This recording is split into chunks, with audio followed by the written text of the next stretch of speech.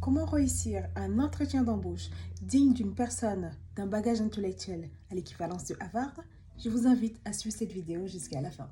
Cerise sur le gâteau, et ça marche toujours, envoyez un mail à cette entreprise en leur adressant vos reconnaissances, votre gentillesse et tous les signes de politesse possibles, en marquant à la fin, en attendant d'une réponse favorable.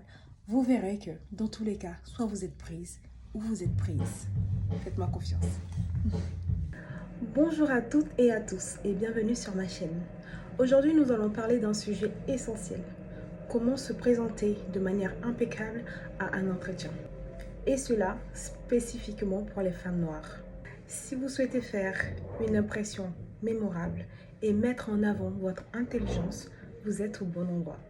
N'oubliez pas de vous abonner et aimer cette vidéo si mes conseils vous ont été utiles. C'est parti. Nous allons parler de l'importance de la première impression.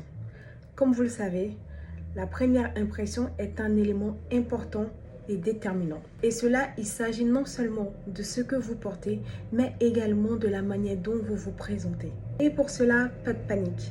Moi, je vous exhorte à opter pour une tenue qui vous met en avant et en confiance, mais également qui reflète surtout votre sérieux. Comme par exemple, un tailleur bien coupé ou une robe sobre, mais qui peut également faire toute la différence. Et le conseil du jour à cet effet ou à ce sujet, oubliez les pantalons jeans. Oubliez les pantalons jeans car cela reflète de vous une personne pas sérieuse. En deuxième position, il ne faut surtout pas porter de marque. Même si pour la majorité des personnes c'est du fake, il ne faut surtout pas porter de marque parce que vous n'êtes pas là justement pour mettre en avant votre richesse ou pour prouver que vous êtes une personne qui s'auto-suffit ou une personne qui est accomplie dans sa vie.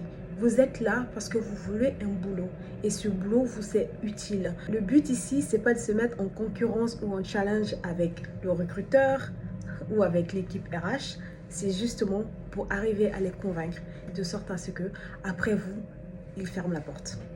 En deuxième, nous allons exhorter le sujet de coiffure et maquillage. Pour ce qui est de la coiffure, choisissez un style qui vous représente, tout en restant professionnel.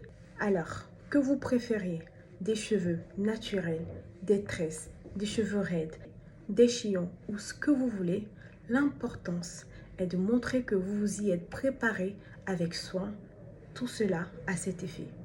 Et concernant le maquillage, parce que vous les filles, on se connaît. Savez-vous que nous les femmes noires, les femmes africaines, c'est pas pour nous blâmer, on a déjà cette couleur-là de peau noire, qui est une couleur déjà qui impose son respect. La couleur noire est une couleur qui inspire la confiance. Ça inspire le charisme. C'est pas pour rien que lorsqu'on prend par exemple les compagnies aériennes, la plupart ont opté plutôt pour des vêtements sombres, soit bleu marine, soit du noir, ou alors du gris, mais très foncé. C'est fait exprès. On va aussi penser au costume. Donc c'est toujours dans les mêmes idées, parce que la couleur noire est une couleur qui, qu'on le veuille ou pas, est innée de manière à imposer le respect, donc le charisme, et en même temps la responsabilité. Cela est inné en vous. Et donc, si nous revenons à la question du maquillage, visez la discrétion. Partez sur une base légère, un tout petit peu de mascara ou de rouge à lèvres nude et légèrement coloré. Cela suffit à vous donner un air soigné et plus confiante. En troisième position, il est impératif de mettre en avant votre intelligence. Ceci est non négociable. Durant l'entretien, le mieux, c'est d'utiliser un langage riche et précis. Alors, en général, c'est le moment où vous devez vous préparer à discuter de vos expériences précédentes et de vos capacités spécifiques à résoudre des problèmes. N'oubliez pas que votre objectif est de montrer que vous êtes non seulement bien préparé, et aussi que vous êtes hautement compétente à ce poste. Et que vous êtes prête à apporter un plus significatif à l'entreprise en global. C'est là que vous pouvez glisser aussi le petit secret que je vais vous montrer aujourd'hui. Alors, comment prouver et comment signifier cela? En ce moment précis, vous avez l'hameçon pour pêcher le poisson. À compter du moment où l'entreprise vous appelle pour avoir un entretien avec vous, vous vous mettez directement sur son dossier. Vous partez sur Google, vous cherchez des informations précises sur l'entreprise, à savoir à partir de quand elle a été créée, par qui a-t-elle été créée, qui c'est qui a succédé le créateur. Vous devez connaître le bilan de la société dans l'année présente, dans l'année antérieure, c'est-à-dire l'année dernière ou même 2 ans en arrière. La société a progressé de 60 ou 90% l'année dernière. Cette année, nous sommes à 90% si le bilan est sorti. Et si le bilan n'est pas encore sorti, vous attaquez les 2 dernières années.